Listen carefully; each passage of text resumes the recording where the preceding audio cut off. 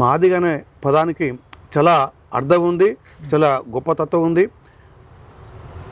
ఆదిలో అన్నలు వీళ్ళు, భారత సమాజంలో పెద్దన్నలు వీళ్ళు మాదిగ కమిటీ.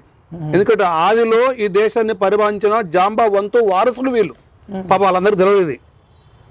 మాతంగి మహారాజు మనవలు, అరుంధతి సుతులు, మాతంగి మహర్షి బిడ్డవులు అరుంధతి. అంటే ఇప్పుడు నిజాం రాకన్నా ముందా ఎక్కడ చరిత్రలో పూర్వం ఋషి ఉండే కదా, ఋషుల కాలం మాతంగి మహర్షి అసలు పోయిన ఒక ఋషి, ఆయన ఋషి. అలాంటి మాతంగి మహర్షి మనవలు, అరుంధతి సుతులు, ఆది జాంబోని వారసులు, ఈ గడ్డని జంబూ ద్వీపాన్ని పరిపాలించిన మొదట రాజులు హిందూ ప్రజలకి వీళ్ళు పెద్దలు. భారతదేశం మొత్తాన్ని జంబూ ద్వీపం, జంబూ ఊసే భరత వండే భరత కంటే ఉంటే భారతదేశం ఒకటే కాదు, అటు చైనాలో కొంత భాగం, పాకిస్తాన్, బంగ్లాదేశ్, నేపాల్, భూటాను, ఇవన్నీ దేశాల్లో ఒక జంబూ ద్వీపం అనేది. ఇప్పుడు టెక్టానిక్ అంటే ప్లేట్ టెక్టానిక్ తీరులో జంబూ ద్వీపం ఒకటి ఏర్పడదు అన్నాడు. ఆ తర్వాత విడిపోయినాయి, ఈ ఖండాలు మొత్తం విడిపోయిన కాలంలో ఫస్ట్ ఇది జంబూ ద్వీపం ఉండే.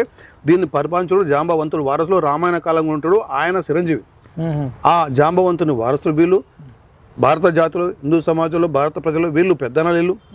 తర్వాత వీళ్ళంతా చరిత్ర ఉన్నది. మళ్ళీ వీళ్ళు ఎంతో మంది మన మరి ఇంత చరిత్ర ఉంది అంటారు కదా, మరి రాజ్యాధికారం కోసమే కొట్లాడకుండా వర్గీకరణ కోసం ఎందుకు కొట్లాడుతారు అని అడిగే రాజ్యాధికారం కావాలి.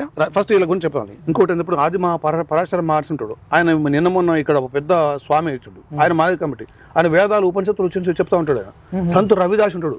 వీళ్ళందరూ వారసులు వీళ్ళు, వీళ్ళందరూ వారసులు, అందరు పెద్దలు. మనందరికీ పెళ్లి కాగానే మొత్తం అరుంత మాత్రం పూజిస్తాం. అందరికి అరుంత మన తల్లే కాదా, అందరూ మాత్రం కదా. మా తల్లి పెద్ద కొడుకులు ఎవరు వీళ్ళు. తర్వాత ఈయన వేమన అంటాడు, మాదిగా అనగానే మరి తక్కువ వందురు, మాదిగా అనగానే మరి తక్కువ వందురు, మాదిగా ఇలసూరుల మామగా. అదే ఇలసూరు అంటే బ్రాహ్మణుల యొక్క మామ, మాతంగి మహర్షి. మాతంగి మహర్షి బిడ్డగా బ్రాహ్మణుకి ఇచ్చింది.